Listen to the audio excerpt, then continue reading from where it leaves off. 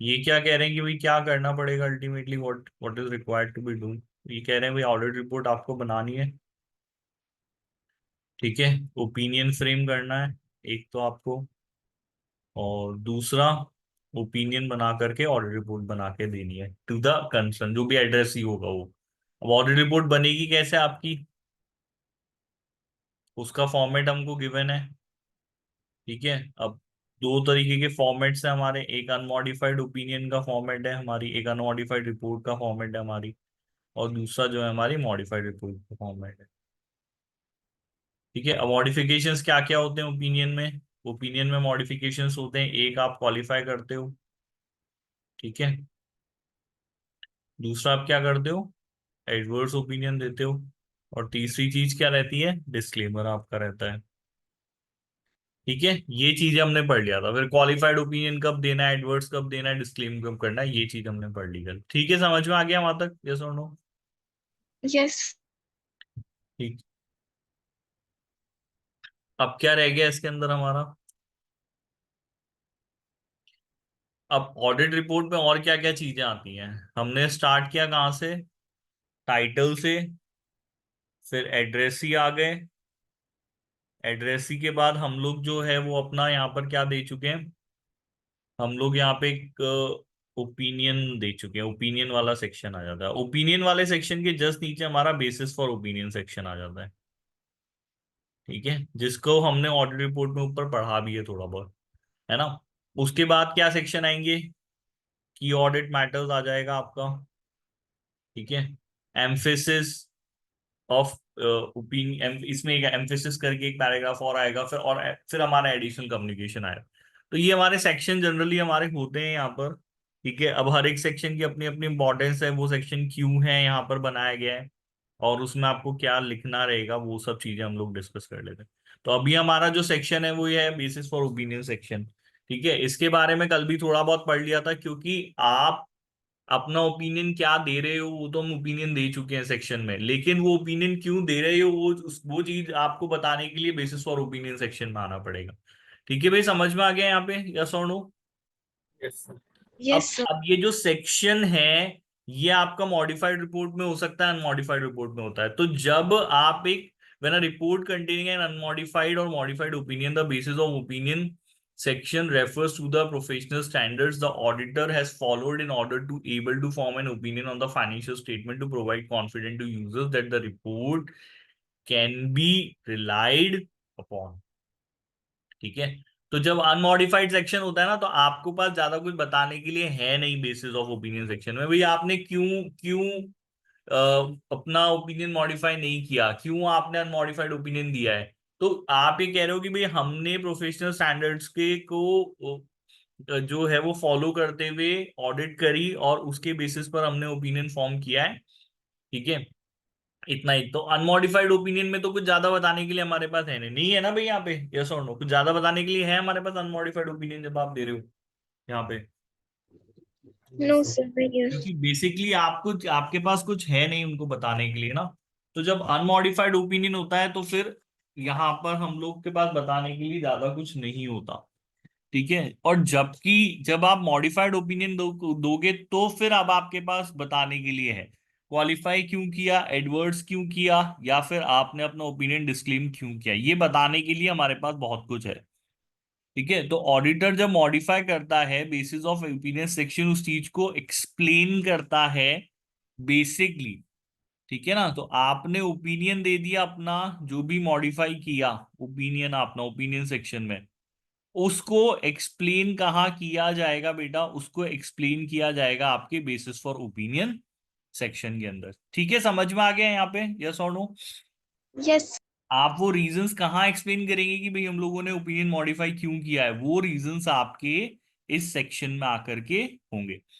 Example which balance are misstated, अगर आप कहते हैं कि मिस स्टेटमेंट है, कौन से बैलेंस मिस स्टेटेड है, कौन से डिस्क्लोजर मिसिंग है, इनएडिक्वेट है, कौन से और बैलेंसेस ऐसे थे जिनके बारे में auditor sufficient appropriate audit evidence नहीं ले पाया, क्यों नहीं ले पाया, ये यहाँ पर उन्होंने बताया। The title of the section must reflect the types of opinion being issued there, the auditor must amend the heading basis for opinion.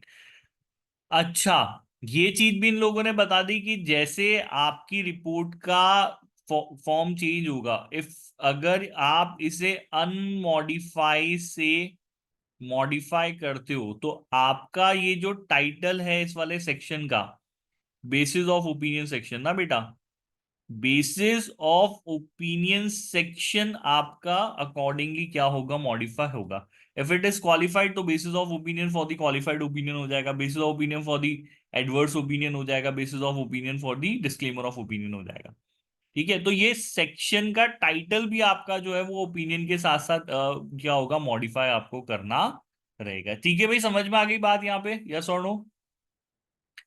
Para by yes para sir. हम लोग सीखते जा रहे हैं सेक्शन के बारे में। क्यों है ये सेक्शन? क्योंकि ये एक्सप्लेन करता है आपके मॉडिफिकेशंस को। इसका टाइटल आपको अकॉर्डिंगली मॉडिफाई करना होता है। क्लियर है, समझ में आ गया यहाँ पे बेटा, यस और नो? ISS 705 ये चीज कह रहा है ना? समझ में आया, हाँ या ना, यस और नो तो बोलो। Yes.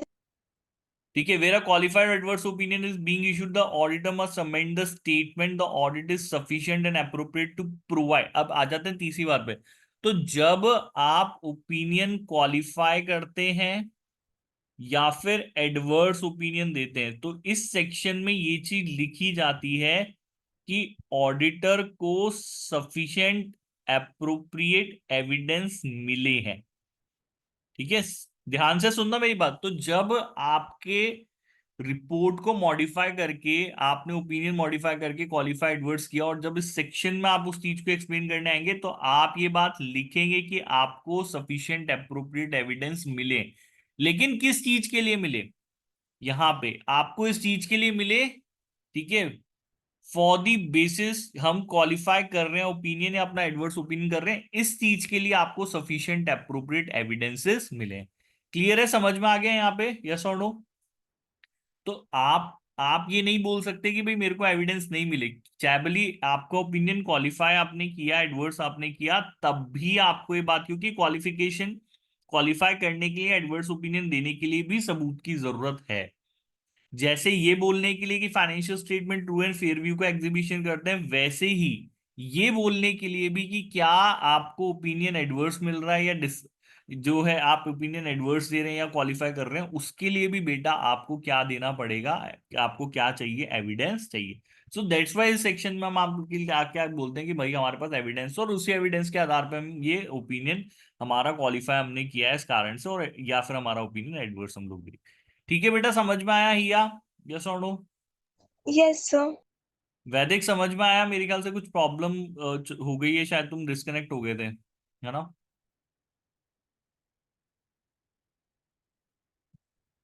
वैदिक, are you able to listen to me? Am I audible Vaidik? Yes sir. ठीक है, तो हम ये बात कर रहे हैं कि भाई आप जब ओपिनियन क्वालिफाई करेंगे, एडवर्स देंगे, तो एक स्टेटमेंट आपको देना पड़ेगा यहाँ पे इस सेक्शन के अंदर आकर के कि हमें सफिशिएंट अप्रोप्रिएट अपने ओपिनियन के लिए है हमारे पास। चलिए नेक्स्ट आ जाए यहाँ पे। If possible quantification of the financial, फिर कोशिश हमको करनी चाहिए कि जो भी हमारा मॉडिफिकेशन है उसको क्वांटिफाई करके हम लोग लिखें। If material misstatement relates to narrative disclosure, अगर मटेरियल मिस स्टेटमेंट सिर्फ डिस्क्लोजर्स को लेकर है, तो उनका एक्सप्लेनेशन दिया जाना जरूरी है कि कैसे ये डिस्क्लोजर्स मिसस्टेटेड की कैटेगरी में आते हैं। और इन द केस ऑफ ओमिटेंस, अच्छा, कोई इंफॉर्मेशन जो बताई गई वो गलत है, तो आप इस सेक्शन में आकर के वो एक्सप्लेन करोगे कि भैया वो इंफॉर्मेशन गलत है, उसकी जगह पे ये होना चाहिए था। ठीक है, समझ में आई बात यहाँ पे? और अगर कोई इंफॉर्मेशन ओमिटेंस है, तो वो ओमिटेड इंफॉर्मेशन आपको यहाँ पे देनी पड़ेगी कि भैया ये इंफॉर्मेशन थी जो ओमिटेड थी, इसको होना चाहिए था। आगे समझ में क्लियर है यहाँ पे? अगर मिस स्टेटमेंट नैरेटिव डिस्क्लोजर्स का है, तो उन डिस्क्लोजर्स का मिस स्टेटमेंट आपको एक्सप्लेन करना पड़ेगा। और ओमिटेंस के केस में ओमिटेंस है क्या, क्या इंफॉर्मेशन गायब है जो कि नहीं उसने बताया है क्लाइंट ने, वो इंफॉर्मेशन आपको यहाँ पर देनी पड़ेगी। क्लियर है, समझ में आ गया यहाँ पे, यस और नो? Yes sir. चलिए नेक्स्ट हम लोग आ जाते हैं यहाँ पे। नेक्स्ट हमारा सेक्शन हो गया की ऑडिट मैटर्स का सेक्शन। ऊपर वाला सेक्शन समझ में आ गया बेटा? एक एक सेक्शन हम लोग देख लिया, टाइटल देख लिया, फिर उसके बाद एड्रेस ही आ गए, फिर उसके बाद सर हमारा ओपिनियन आ गया, ओपिनियन के बाद हम जो है बेसिस फॉर ओपिनियन सेक्शन में जा चुके हैं। अब आ जाता है की ऑडिट मैटर्स का सेक्शन। ठीक है, ISA 701 कह रहा है कि की ऑडिट मैटर्स। अब की ऑडिट मैटर्स का सेक्शन क्यों इंक्लूड किया गया? क्योंकि कुछ ऐसे मैटर्स होते हैं जिनके ऊपर ऑडिटर चाहता है कि जब भी कोई हमारी ऑडिट रिपोर्ट पढ़े तो इन मैटर्स को जरूर से कम्युनिकेट करा, उस तक पहुंचे ये चीज मैटर्स। तो हमारे लिए क्योंकि की ऑडिट मैटर्स थे ये, इसलिए इन मैटर्स को हम यहाँ पर बताना चाह रहे हैं। लेकिन ये की ऑडिट मैटर का सेक्शन हर कंपनी की ऑडिट के लिए जरूरी नहीं होता। It is only limited to the companies those who are listed companies. Clear है, समझ में आ गया? ISA 701 सिर्फ लिस्टेड कंपनीज के लिए सेक्शन कंपल्शन करता है, बाकी कंपनीज के लिए कंपल्शन नहीं है।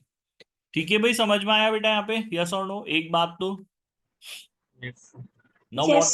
What are the key audit. अब आप किसी लिस्टेड कंपनी की अगर ऑडिट कर रहे हो तो वैसे बहुत बड़ी बात हो जाती है, लेकिन अगर आप उसकी ऑडिट करेंगे तो की ऑडिट मैटर्स हैं कौन से?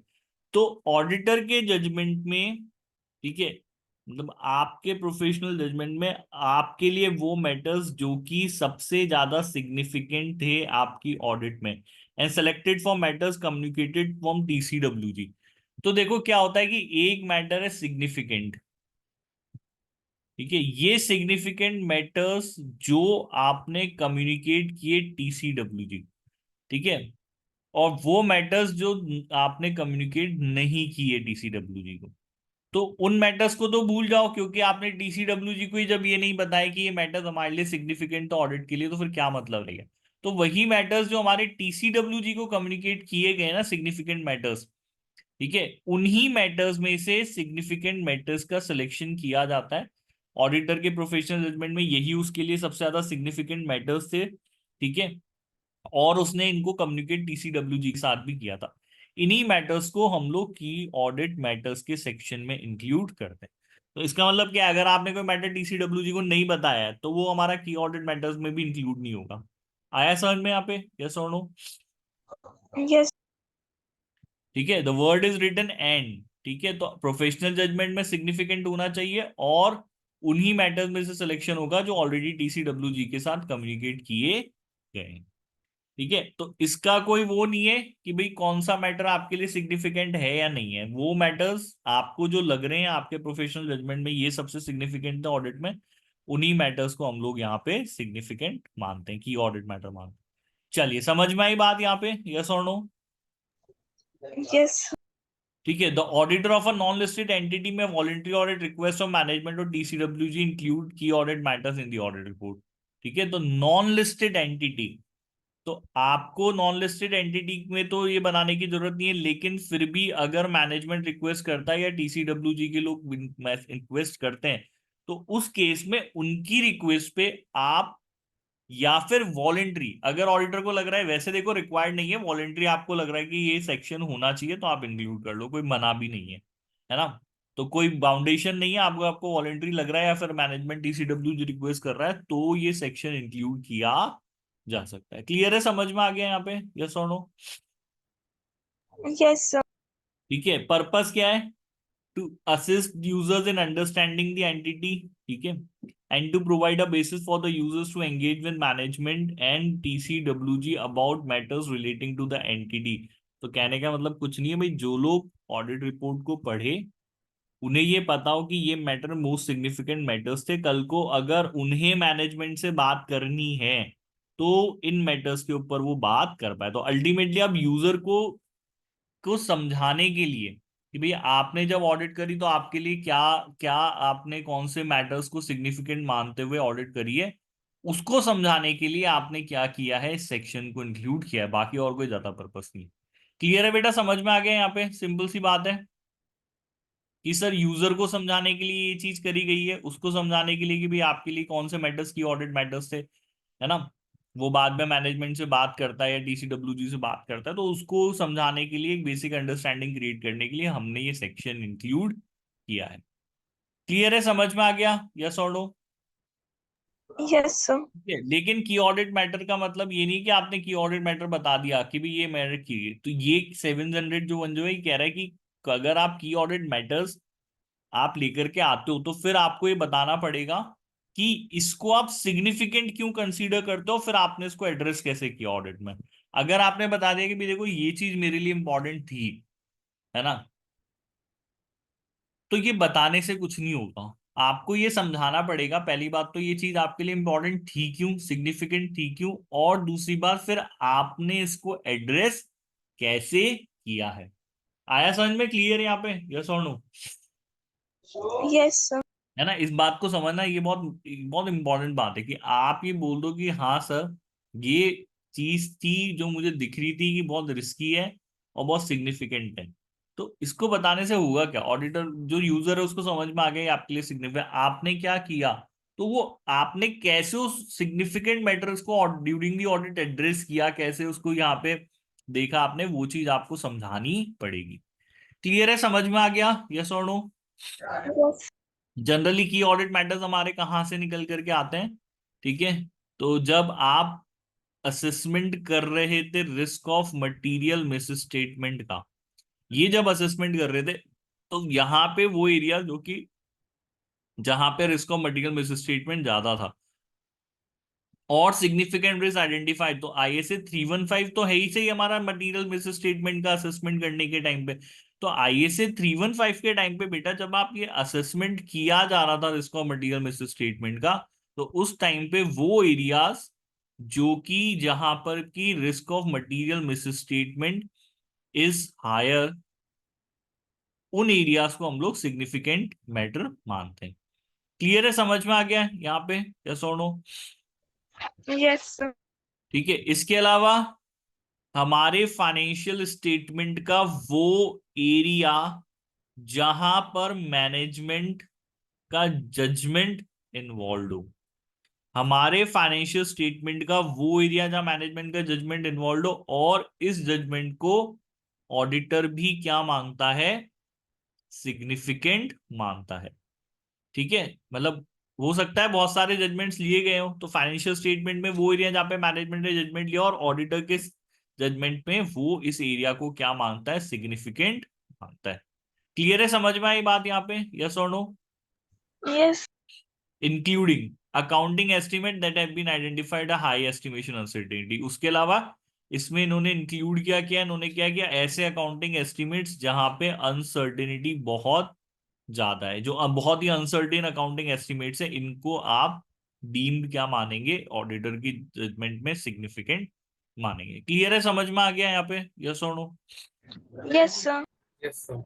इसके अलावा सिग्निफिकेंट इवेंट और ट्रांजेक्शंस जो कि ड्यूरिंग द पीरियड हुए हैं, the effect of audit of the effect on the audit of, तो ऑडिट के ऊपर कोई भी सिग्निफिकेंट इवेंट और ट्रांजेक्शन जो कि उस पीरियड के दौरान हुआ है, ठीक है, उन सिग्निफिकेंट इवेंट और ट्रांजेक्शन, उन इवेंट्स और ट्रांजेक्शंस को हम सिग्निफिकेंट मानते हैं। ये हमारे हो गया, क्लियर है, समझ में आ गया, यस और नो? Yes, sir.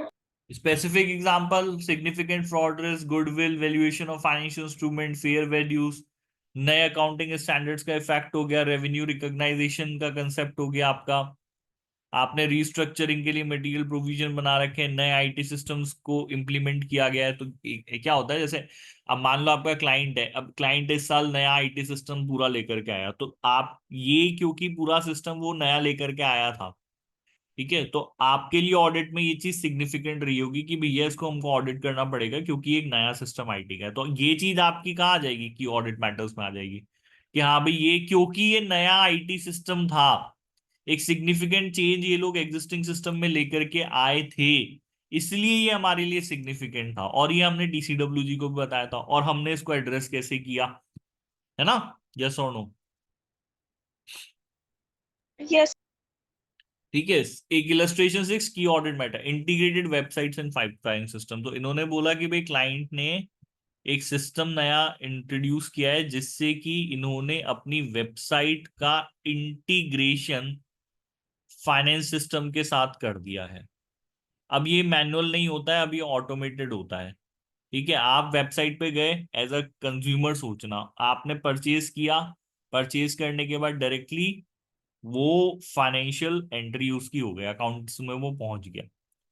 ठीक है, तो अब ऑडिटर के लिए ये सिस्टम क्या हो गया, सिग्निफिकेंट हो गया। क्यों सिग्निफिकेंट हो गया, क्योंकि पहली बात तो नया है सिस्टम है, तो इसके साथ रिस्क एसोसिएट हो गई, हो गया नहीं हो गया? इसको पूरे को टेस्ट करना पड़ेगा, रिस्क एसोसिएट हो गए, क्या फाइनेंशियल सिस्टम, फाइनेंस में हमारे जो भी एंट्रीज जा रही है, अकाउंटिंग में जो भी एंट्रीज जा रही है वो सही होगी या नहीं होगी? यस और नो, हाँ या ना? Yes. ठीक है, तो इन्होंने क्या बोला कि during the company introduce a new website which enables the customer to order and the website is integrated with the finance system, there is a risk of material mistreatment. तो यहाँ पे आपको लगा भैया ये नया सिस्टम इंट्रोड्यूस किया है, रिस्क ऑफ मटेरियल मिसस्टेटमेंट यहाँ पे, क्योंकि अभी नया सिस्टम है वो हायर है, हमें देखना पड़ेगा कि क्या कंप्लीटनेस ऑफ रेवेन्यू, क्या रेवेन्यू कंप्लीटली रिकॉर्ड हो रहा है या नहीं हो रहा है, ये हमको टेस्ट करना पड़ेगा। ठीक है, तो ये आपने बता दिया कि ये मेरे लिए की ऑडिट मैटर था। अब क्या की ऑडिट मैटर बताने से काम चल जाएगा? नहीं सर, अगर इसको मैंने की ऑडिट मैटर बताया है तो मुझे ये बताना पड़ेगा कि ये क्यों हमने कंसीडर किया है ना? हाउ, और ये पहली बात तो ये हो गया, ये रीजन हो गया, ये वाला रीजन ना बेटा, ये रीजन हो गया कि इसको क्यों हमने सिग्निफिकेंट कंसीडर दिया, और फिर आपको ये बताना पड़ेगा किस तरीके से हमने इसको एड्रेस किया, हमने क्या प्रोसीजर्स किए, हमने सिस्टम की अंडरस्टैंडिंग क्रिएट की, हमने देखा क्या, हमने ये समझा कि क्या कंट्रोल्स मैनेजमेंट ने इंप्लीमेंट किए, ये सिस्टम इफेक्टिवली वर्क किए, ये चीज अपन ने अंडरस्टैंडिंग करी, हमने कंट्रोल सेट किए, हमने सब्सटेंसिव टेस्ट किया कंप्लीटनेस ऑफ इनकम पे, ये हमने यहाँ पर इस तरीके से प्रोसीजर्स परफॉर्म करके risk of material miss statement को एड्रेस किया है। This is what this example is saying. आया समझ में? क्लियर? तीनों चीजें आ गई, की ऑडिट मैटर आ गया, उसको रीजन क्या आ गया, और हमने कैसे उसको एड्रेस किया, तीनों चीजें आ गई। यस और no? Yes, sir. Yes. Note that the met, अब इन्होंने यहाँ पे एक इंपॉर्टेंट चीज बताई, देखो क्या होता है कि अगर आप अपनी रिपोर्ट का मॉडिफिकेशन करते हो, ठीक है, तो मॉडिफिकेशन क्यों किया आपने, वो हम कहाँ बताएंगे? फटाफट बताओ, कहाँ बताओगे मॉडिफिकेशन क्यों किया हमने? क्या सेक्शन का नाम है हमारा? जल्दी बताओ। मॉडिफिकेशन किया तो कहाँ सेक्शन में बताओगे? मॉडिफ ओपिनियन वाले सेक्शन में बताओगे, या क्यों मॉडिफिकेशन किया कहाँ बताओगे? Basis of opinion. Basis of opinion section, very good. तो यहां आप आ जाओगे, तो इन्होंने कहा कि भाई जो भी बेसिस ऑफ ओपिनियन सेक्शन में आपने एक्सप्लेनेशन दिया कि हमने क्यों इसका मॉडिफिकेशन किया, ये अपने आप में ड्यू टू द नेचर, क्योंकि भैया मॉडिफिकेशन करना बड़ी बात हो जाती है, तो इसका नेचर ही आपके मॉडिफिकेशन का अपने आप में नेचर ही ऐसा है कि वो यहाँ पे मटेरियल, वो की ऑडिट मैटर हो गया। Note that the matter giving rise to a qualified, तो कोई भी मैटर जिसकी वजह से क्वालिफाई करना पड़े, एडवर्स करना पड़े, ठीक है, और या फिर मटेरियल अनसर्टेनिटी गोइंग कंसर्न को लेकर के, अगर मटेरियल, ये बाय नेचर की ऑडिट मैटर्स है, ठीक है, लेकिन ये की ऑडिट मैटर्स हैं, लेकिन फिर भी हम इनको यहां पर डिस्क्राइब नहीं करते, instead a reference to the basis of qualified adverse opinion और going concern section would be included.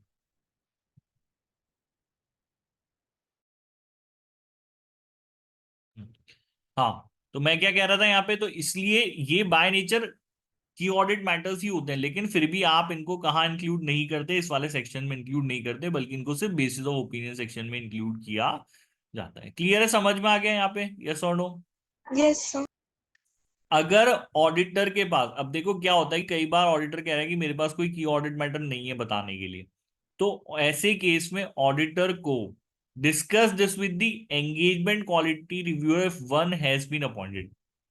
चलिए, आप ये बोल रहे हो कि भाई मेरे पास कोई की ऑडिट मैटर नहीं है बताने के लिए, कोई बात नहीं, तो जब हमारी ऑडिट का क्वालिटी रिव्यू होगा, जब आप ऑडिट कर चुके हो और ऑडिट का क्वालिटी रिव्यू होगा, तो उस रिव्यूअर को आपको ये बताना पड़ेगा, ठीक है, डिस्कस करना पड़ेगा कि आपके पास की ऑडिट मैटर्स नहीं है। यही चीज आपको टीसीडब्ल्यूजी के लोगों को भी बतानी पड़ेगी कि भाई मेरे पास कोई की ऑडिट मैटर नहीं है कंप्लीट करने के लिए, ठीक है, और ये एक्सप्लेनेशन आपको की ऑडिट मैटर सेक्शन में देना पड़ेगा कि आपके पास ऐसा कोई की ऑडिट मैटर नहीं है जिसको आप रिपोर्ट करना चाहते हो। मतलब इन्होंने ले दे करके क्या बोला कि भैया अगर की ऑडिट मैटर सेक्शन जरूरी है और आप ये कह रहे हो कि देयर इज नो मैटर, तो ये बात आपको सेक्शन में लिखनी पड़ेगी कि मेरे पास कोई मैटर नहीं है यहाँ पर, आपको की ऑडिट मैटर जिसको मैं मानता हूँ वो चीज आपको एक्सप्लेन करनी पड़ेगी।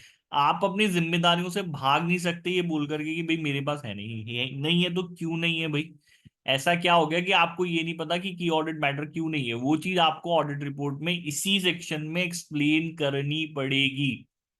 आ गया समझ में? क्लियर एंगेजमेंट क्वालिटी रिव्यूअर को भी बताना पड़ेगा, अगर है तो टीसीडब्ल्यूजी को बताना पड़ेगा, ताकि ये मेक श्योर किया जाए ऑडिटर अपना काम ढंग से कर रहा है। क्लियर है? समझ में आ गया यहाँ पे? यस और नो? Yes, sir.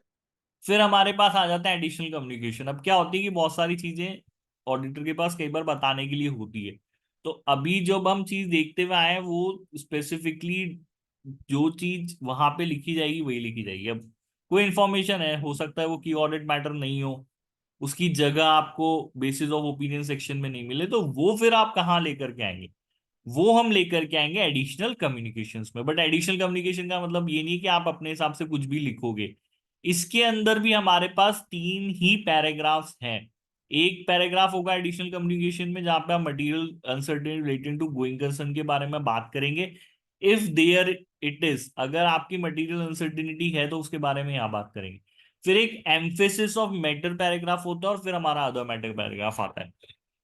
चलिए, आया समझ में? यहाँ पे 3 और पैराग्राफ्स आएंगे एडिशनल कम्युनिकेशंस में, material uncertainty related to going concern, emphasis of matter paragraph और द मैटर पैराग्राफ। आया समझ में यहाँ पे? यस और no?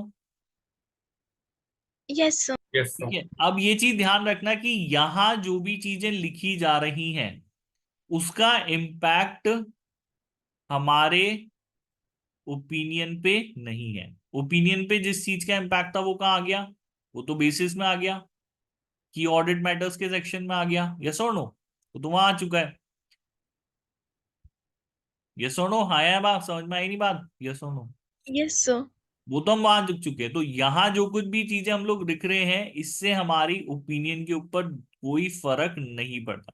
That these do not impact the wording of the opinion, do not constitute, ना तो इन यहाँ जो भी चीजें हमने लिखी है ना तो वो क्वालिफिकेशन की तरह मानी जाती है ना एडवर्ड्स की तरह मांगे, इससे हमारे ओपिनियन के ऊपर कोई फर्क नहीं पड़ता। ये एडिशनल कम्युनिकेशन है जो आप एडिशनली बताना चाहते हो, है ना? एक एक करके पैराग्राफ डिस्कस कर लेते हैं। Material uncertainty, this section included. अब अगर कोई मटेरियल अनसर्टेनिटी एग्जिस्ट करती है गोइंग कंसर्न को लेकर के, पहली बात तो तभी ये सेक्शन एडिशनल कम्युनिकेशन है ना। एडिशन तभी होगा अगर मटेरियल सर्टेनिटी एग्जिस्ट करती है तो। अगर मटेरियल अनसर्टेनिटी गोइंग कंसर्न को लेकर के एग्जिस्ट ही नहीं करती तो ये सेक्शन में इंक्लूड नहीं होगा। सिंपल सी बात है। यस और नो? आया समझ में? यस और नो? Yes, sir. तो जब material uncertainty regarding the going concern status है तभी सेक्शन को इंक्लूड किया जाना है। ठीक है? Which the directors have adequately disclosed in the financial statement, और वो भी तब। चलिए, क्योंकि अब आपके मन में बात आई होगी सर अगर मटेरियल अनसर्टेनिटी गोइंग कंसर्न को लेकर के एग्जिस्ट करती है तो इससे तो ओपिनियन अमेंड होना चाहिए था ना, ओपिनियन मॉडिफाई होना चाहिए था, नहीं होना चाहिए था? सोचो। Yes, sir.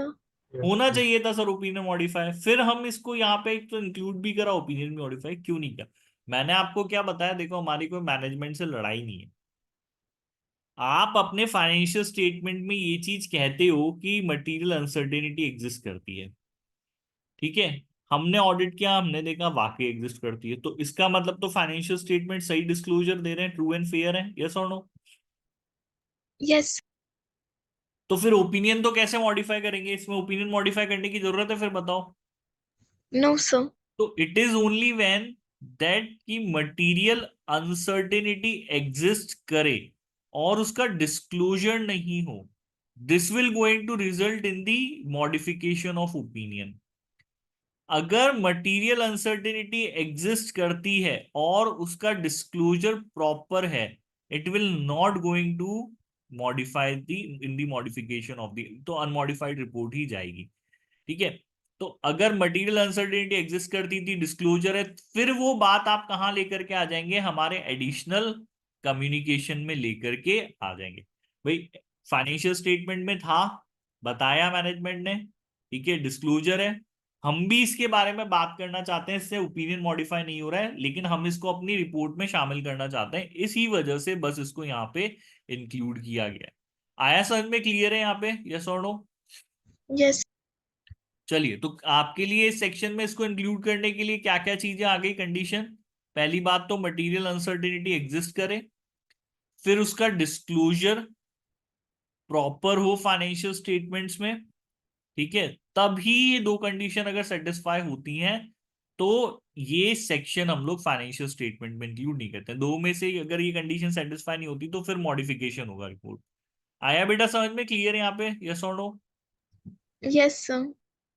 ठीक है, इसको हमने सिर्फ यूजर अटेंशन के लिए किया है। भैया यूजर को हो सकता है फाइनेंशियल स्टेटमेंट पढ़ के ये चीज समझ में नहीं आए, बट ऑडिट रिपोर्ट में ये चीज आ जाए, है ना। इस तरीके से ये यहाँ पे लिखा जाता है, we draw attention to note 6 in the financial statement concerning the uncertainty of Muro company future funding. The company is seeking new funding through IPO.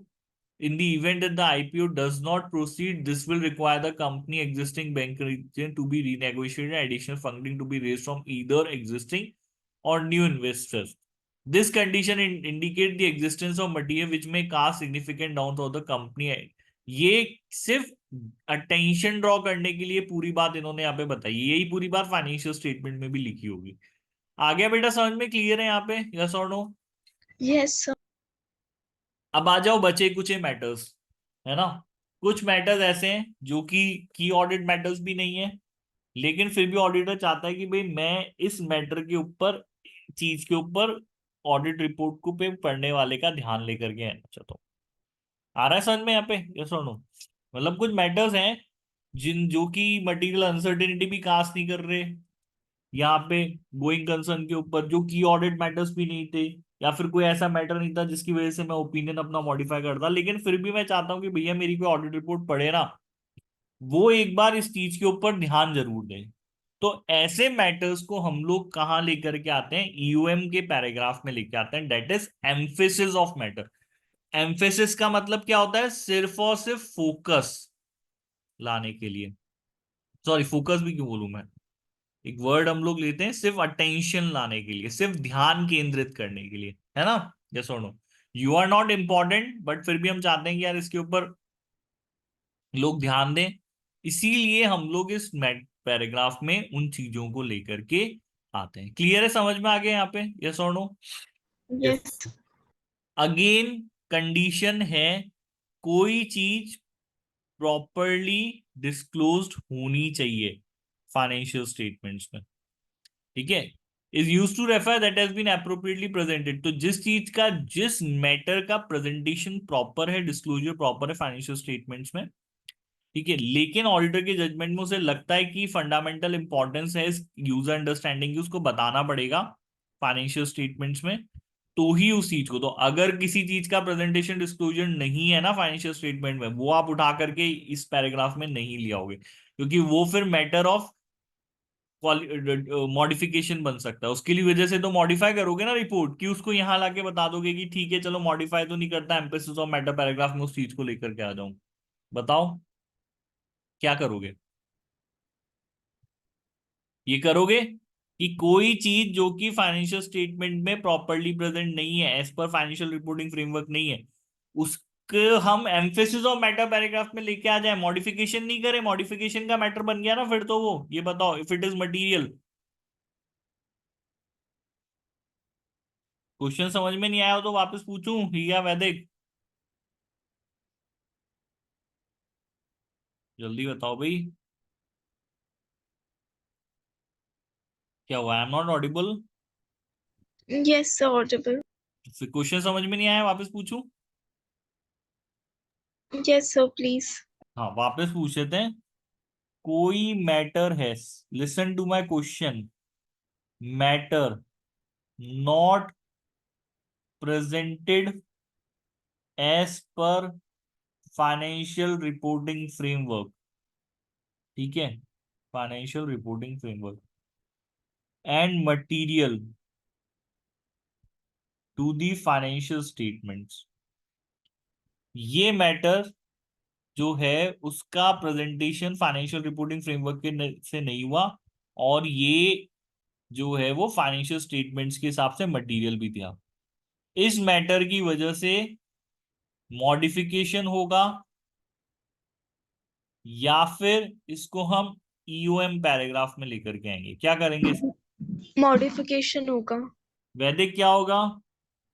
Yes, sir. Modification ही होगा. मॉडिफिकेशन होगा। ठीक है, आगे आप समझ में क्लियर है यहाँ पे, यस और नो? Yes, sir. ठीक है, एग्जांपल्स इस तरह के fundamental and uncertain relating to future outcome of exceptional litigation regulatory action. तो एक ऐसा मैटर है, अनसर्टेनिटी तो क्रिएट नहीं कर रहा है, कास्ट नहीं कर रहा है गोइंग कंसर्न पे, बट आपको लगता है कि भाई है कुछ बड़ी बात हो सकती है। Subsequent events occur between the date of financial statement and the date of auditor report. ठीक है, कोई सिग्निफिकेंट सब्सिक्वेंट इवेंट हुआ है यहाँ पे, नए अकाउंटिंग स्टैंडर्ड का अर्ली एप्लीकेशन हो गया, major catastrophe that have a significant of effect on the, कोई भी बड़ी बात जिसका सिग्निफिकेंट इफेक्ट एंटिटी की फाइनेंशियल पोजीशन पे आ सकता है। These are certain examples. आगे समझ में यहाँ पे, यस और नो? Yes, sir. ये इन्होंने सर्टेन एग्जांपल दिए। We draw attention to note 12 of the financial statement which describe the effects of fires at the premise of a third party warehouse provide. Our opinion is not modified in this respect. उन्होंने ये clear कर दिया, हम इसकी वजह से अपना opinion modify नहीं कर रहे हैं, बट हम आपकी तरफ आपका ध्यान इस चीज के ऊपर लेकर के आना चाहते हैं कि क्लाइंट की कुछ inventory third party ware house में पड़ी हुई थी जहां आग लग गई है। क्लियर है, समझ में आ गया यहाँ पे, यस और नो? Yes, जनरली इसको बेसिस ऑफ ओपिनियन सेक्शन के बाद में लिया जाता है। ठीक है, और जब की ऑडिट मैटर सेक्शन प्रेजेंट होता है तो की ऑडिट मैटर सेक्शन के बाद में आ जाता है, बस इतना सही है। इधर directly before after the key audit matter section based on the, तो ऑडिटर के जजमेंट है, इसको कहाँ लेना है वो आप अपने हिसाब से ले सकते हो। आगे समझ में क्लियर है यहाँ पे, यस और नो? yes, ये उन्होंने बताया। लास्ट हमारा क्या, अदर मैटर पैराग्राफ। तो अब अदर मैटर पैराग्राफ क्या है, वाकई अदर ही है। ठीक है, अदर का मतलब जिस जिस इंफॉर्मेशन को आप ईओएम के बराबर भी नहीं मानते हो, मतलब आप उसके ऊपर अटेंशन भी लेकर के नहीं आना चाहते थे, बट फिर भी आपको लगता है कि यार ये चीज मुझे मेरे ऑडिट रिपोर्ट में बता देनी चाहिए। ठीक है, क्योंकि कई सारी चीजों की जगह अब नहीं बनी है ना। अदर मैटर पैराग्राफ ऐसा नहीं है कि भाई कुछ भी आप यहाँ पे बता दोगे ना, ऐसा भी नहीं कुछ भी बता दोगे।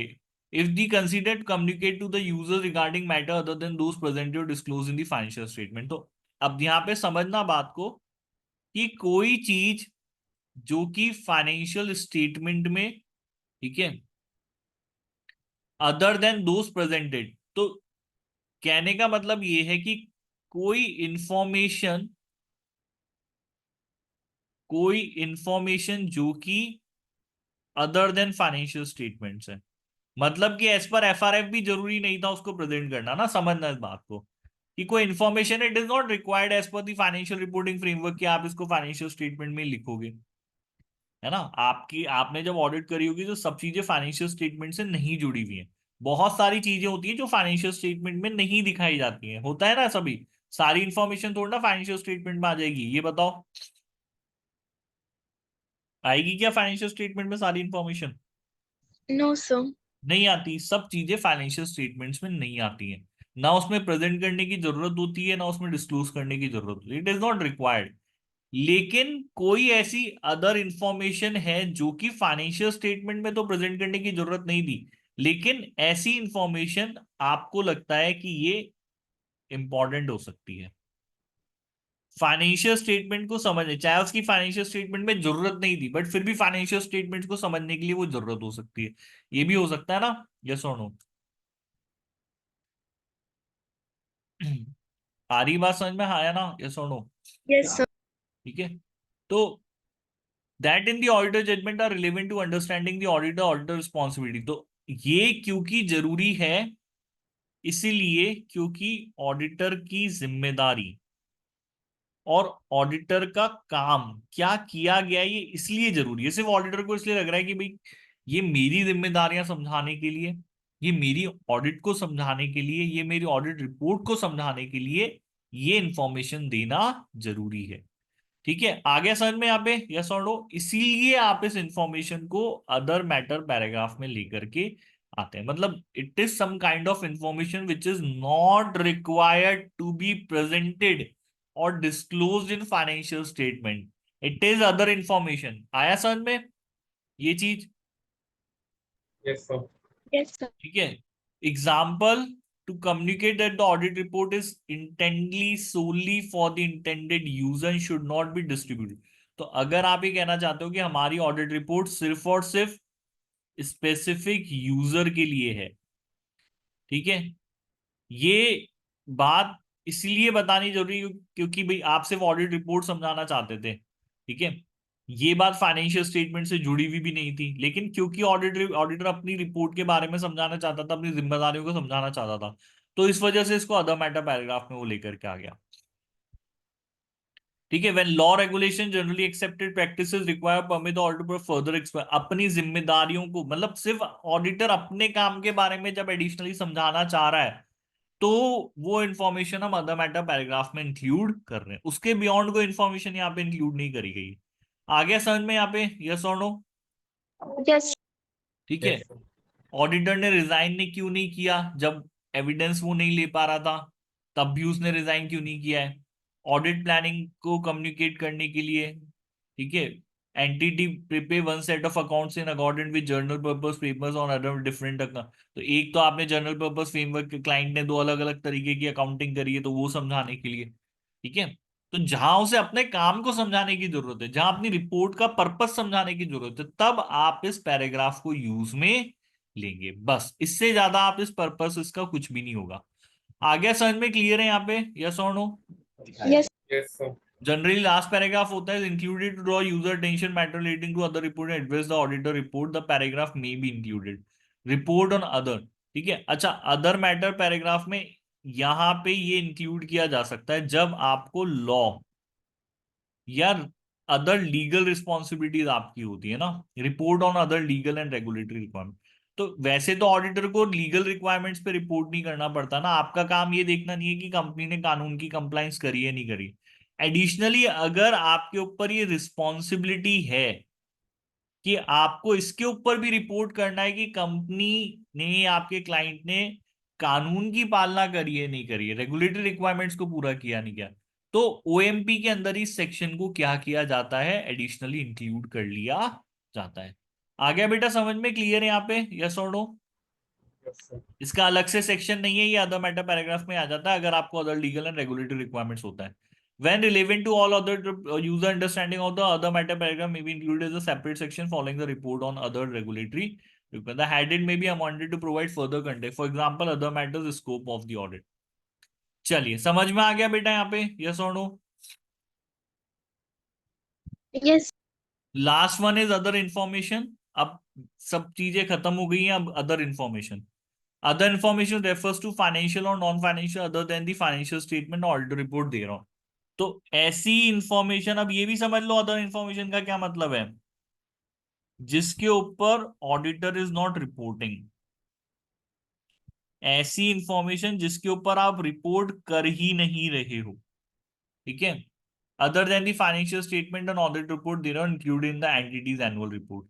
तो एक होती है एनुअल रिपोर्ट, एनुअल रिपोर्ट के बारे में पढ़ा है आपने यहाँ पे? Yes, sir. वैदिक तुमने सुना है एनुअल रिपोर्ट के बारे में? Yes, sir. Sir.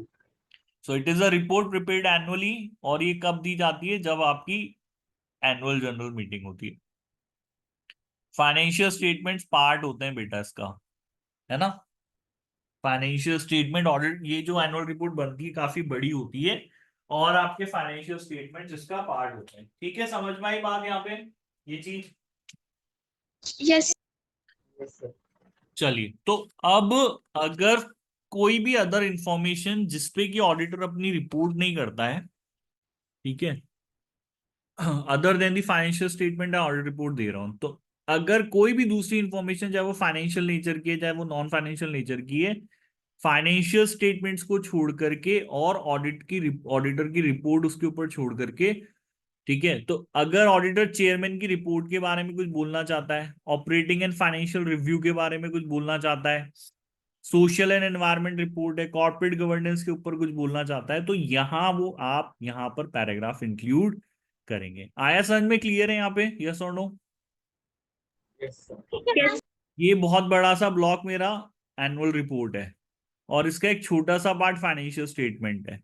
ऑडिटर ने रिपोर्ट भी अपनी इस चीज के ऊपर बनाई है। अब ये जो बचा हुआ एरिया है ना आपका, ध्यान से देखना है ना, ये जो बचा हुआ एरिया है, ठीक है, इस एरिया में से कुछ किसी भी इंफॉर्मेशन, अब इस एरिया में कोई भी फाइनेंशियल इंफॉर्मेशन हो सकती है, नॉन फाइनेंशियल इंफॉर्मेशन हो सकती है, तो इस एरिया में अगर आप कुछ बोलना चाहते हो इन चीज को छोड़ करके, तो आप वो चीज कहाँ लेकर के आ जाएंगे, वो अदर इंफॉर्मेशन में लेकर के आ जाएंगे। आ गया समझ में यहाँ पे, यस और नो?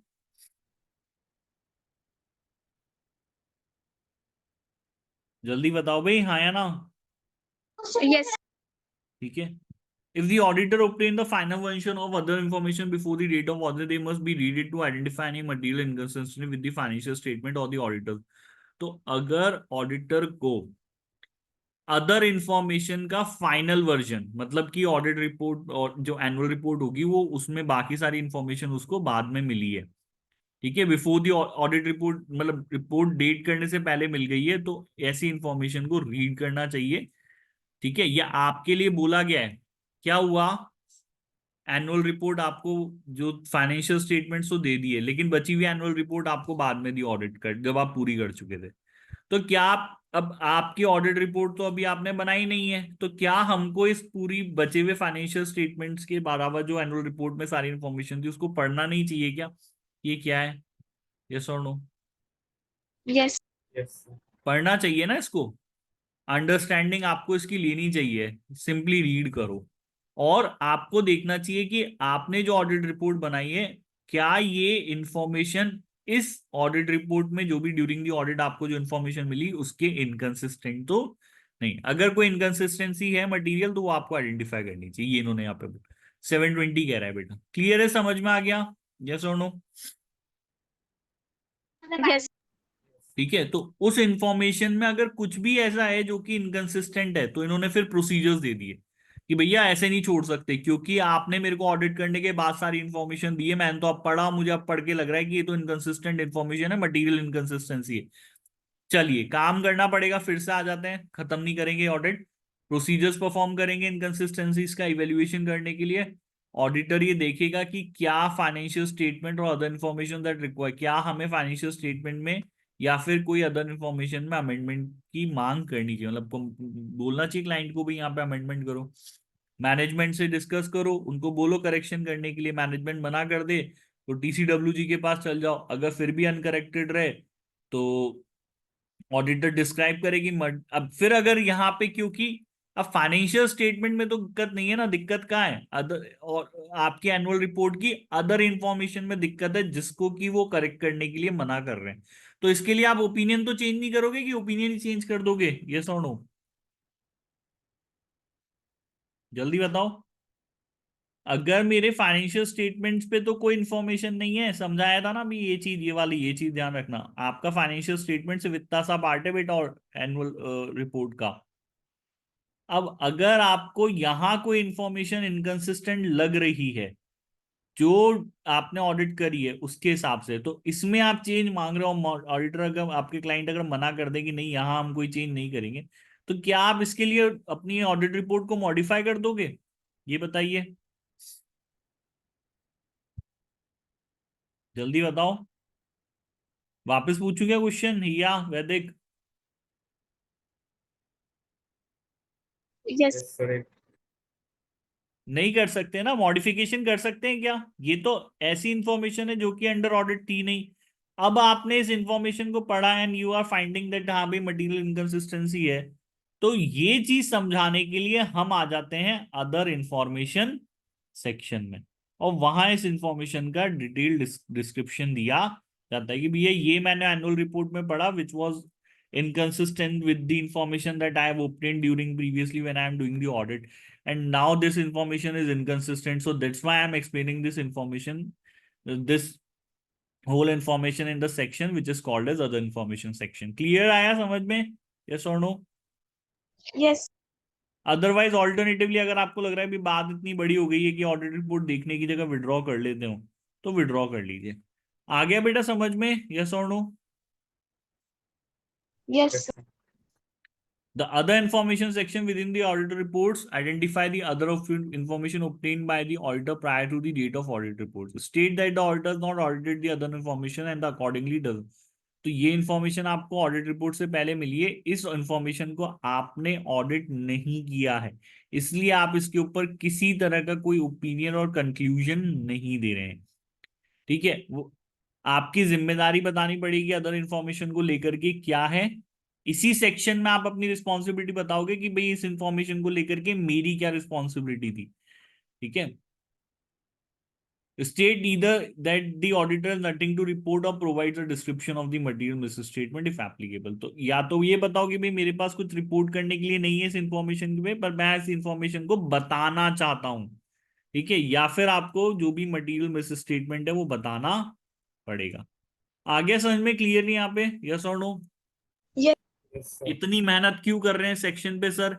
इसीलिए कर रहे हैं क्योंकि ऑडिटर चाहता है कल को अगर लोगों को ये बात पता चले तो लोग ऑडिटर को उससे एसोसिएट नहीं करें कि भैया ऑडिटर क्या कर रहा था। तो ऑडिटर ये चाहता है कि भाई मुझे इस मिसलीडिंग अगर ये इंफॉर्मेशन जो कि लोगों के पास जाएगी तो इससे मुझे एसोसिएट नहीं किया जाए। मैंने तो भैया मेरी ऑडिट रिपोर्ट में बता दी थी ये बात।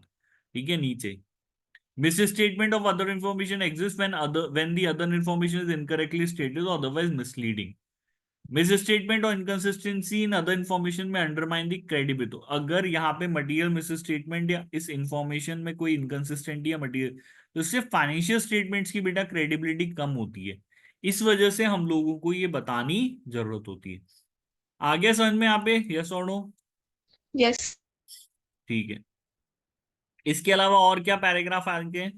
इसके अलावा मैं ऑडिट रिपोर्ट में रिस्पॉन्सिबिलिटी ऑफ मैनेजमेंट और ऑडिटर की रिस्पॉन्सिबिलिटी को बताना पड़ता है। देखो ऑडिट रिपोर्ट पढ़ेगा कोई तो वो उसको ये पता चलना चाहिए ना ऑडिटर की क्या जिम्मेदारी है और मैनेजमेंट की क्या जिम्मेदारी है, यस और नो? Yes. जनरली ये सेटल्ड पैराग्राफ्स होते हैं, हर बार एक ही ऐसी रिपोर्ट में हर बार सेम पैराग्राफ से किए जाते हैं, है ना? तो ये आप अपनी जिम्मेदारी बता दोगे। ये चीज हमने इनिशियली कहाँ बताई थी? जब हम ऑडिट करने आए थे, तो ऑडिट करने आए थे तो हमने यहाँ पे एक एग्रीमेंट किया अपने क्लाइंट के साथ। क्या कहा था उस एग्रीमेंट को हमने यहाँ पे? Engagement letter. Yes. तो वहां जिम्मेदारी बताई थी, क्लाइंट को बताई थी कि मेरी क्या जिम्मेदारी है और आपकी क्या जिम्मेदारी है, यस और नो? बताई थी नहीं बताई थी? Yes. तो अब जब क्लाइंट को बताया तो ऐसे ही जब ऑडिट रिपोर्ट को पढ़ने वाले लोग होंगे उन्हें भी ये बताना जरूरी होगा कि ऑडिटर की रिस्पॉन्सिबिलिटी क्या है और मैनेजमेंट की रिस्पॉन्सिबिलिटी क्या है। इसके हम लोग एक्सपेक्टेशन गैप को मिनिमाइज कर सकते हैं और कुछ नहीं। सिंपल है, समझ में आ गई बात यहाँ पे, यस और no? Yes. Other legal and regulatory requirements के बारे में ऊपर ही बता दिया। ये सेक्शन तभी इंक्लूड किया जाता है जब आपकी एडिशनल रिपोर्टिंग रिस्पॉन्सिबिलिटीज होती है other than the financial statements ना। अगर आपकी एडिशनल लीगल या रिपोर्टिंग रिस्पॉन्सिबिलिटीज हैं तभी इसको सेक्शन को इंक्लूड किया जाता है, अदरवाइज इसको इंक्लूड करने की जरूरत नहीं होती। आगे समझ में क्लियर है यहाँ पे, यस और नो? Yes. लास्ट सेक्शन आपका सिग्नेचर होता है, उसमें ऑडिटर सिग्नेचर कर देता है, अपना नाम डाल देता है, अपना एड्रेस डाल देता है और कुछ नहीं, डेट डालनी जरूरी होती है। क्लियर है, समझ में आ गया बात बेटा यहाँ पे, यस और नो? Yes. ये एग्जाम क्वेश्चन अप्रोच पढ़ लेते हैं। The exam will regular feature requirement asking the implication for the auditor report if issues identified during the audit are not resolved. ठीक है, तो क्वेश्चन आपसे ये नहीं पूछा जाएगा कि ऑडिट रिपोर्ट बना के दिखा दो, this is a very clerical work. आपको दिमाग के क्वेश्चन पूछे जाएंगे, तो आपको सिचुएशन दिए जाएंगे, आपको सर्कमस्टांसेस दिए जाएंगे कि भैया ये चीज अनरिजॉल्व रह गई है, ये मिस स्टेटमेंट है, ये एविडेंस हम लोग नहीं कलेक्ट कर पाए, तो इनके बेसिस पर हमको ऑडिट रिपोर्ट में क्या करना है, इम्पैक्ट क्या होगा। तो आपको क्या सीखना है बेटा इस चैप्टर को पढ़ के? आपको ये सीखना है कि किसी भी चीज से हमारी ऑडिट रिपोर्ट पे इम्पैक्ट क्या आता है, वो चीज आपको सीखनी है। आ गया समझ में यहाँ पे, यस और नो? Yes. Yes, sir. ठीक है, मटीरियलिटी का असेसमेंट आपको समझना पड़ेगा कैसे होगा। अगर इशू मटेरियल नहीं होता तो ऑडिट की रिपोर्ट पे कोई फर्क नहीं पड़ता। तो इस वजह से हमको ये देखना पड़ता है कि ये चीज मटेरियल है नहीं है, वो हमारे बेंचमार्क से हमको मिलती है, स्टैंडर्ड से हमको मिलती है, परसेंटेज ऑफ एसेट है, प्रॉफिट का परसेंटेज हो गया, उसी से हम लोग समझते हैं। क्लियर है, समझ में आ गया, यस और नो? Yes. ठीक है, मटेरियल मिस स्टेटमेंट एक इश्यू हो गया, inability to obtain sufficient appropriate evidence दूसरा इश्यू हो गया, मटेरियल अनसर्टेनिटी तीसरा इश्यू हो गया, inconsistency with other published information चौथा इश्यू हो गया, matter that is importance to the scope of audit. ठीक है, तो उसका आप क्या करोगे, ये चीजें आपको एज अ इश्यू आइडेंटिफाई करनी पड़ेंगी और ये बताना पड़ेगा कि इसको हम लोग कैसे ऑडिट रिपोर्ट में डील करोगे। अच्छा, मटेरियल स्टेटमेंट आइडेंटिफाई किया है तो उसको ऑडिट रिपोर्ट में कैसे डील करेंगे, एविडेंस नहीं ले पाए तो कैसे डील होगा, ठीक है, किसी चीज के बारे में मटेरियल अनसर्टेनिटी एग्जिस्ट करती है तो कैसे डील, ये आपको आना चाहिए कि भैया ये चीज है तो इसको हम लोग रिपोर्ट में डील कैसे करेंगे। आ गया समझ में, क्लियर है बेटा यहाँ पे, यस और नो? yes sir, ये हमारा बेसिकली है, चैप्टर हमारा हो गया कंप्लीट ये भी। अरे नहीं, ये चीज छोटी सी रह गई है ना। आज के लिए तो वैसे सफिशिएंट हो चुका है, बस ये कम्युनिकेटिंग विद दी मैनेजमेंट है, कम्युनिकेशंस जो हम लोग करते हैं ये हम लोग नेक्स्ट क्लास में कंप्लीट कर लेंगे, ठीक है। कल तो मैं शायद क्लास नहीं ले पाऊँ, और संडे को सुबह रख सकते हैं क्या class? yes sir, no problem, Sunday को सुबह रख लें क्लास, कितनी बजे रखें, 9 बजे? Yes, sir. yes 9 sir, o'clock is okay. है वैदिक, रख लें संडे को सुबह class ji sir 9 o'clock to रखते हैं। 9 o'clock ना, तो 9 AM संडे को रख लेते हैं क्लास। मुझे ना कल एक बार रात को रिमाइंडर डाल देना कि सर आपने क्लास रखी हुई है, वरना मैं भूल जाऊंगा, ठीक है। ओके सर, सेम लिंक पर। हाँ, फिर ये कंप्लीट हो जाएगा चैप्टर, इसके कुछ सर्टेन क्वेश्चंस भी हम लोग संडे मॉर्निंग कर लेंगे, ठीक है भाई। समझ में आया जो पढ़ाया आज, यस और नो? yes, yes sir. चलो क्लास खत्म करते हैं, bye, good night. thank you sir, bye. Thank you sir.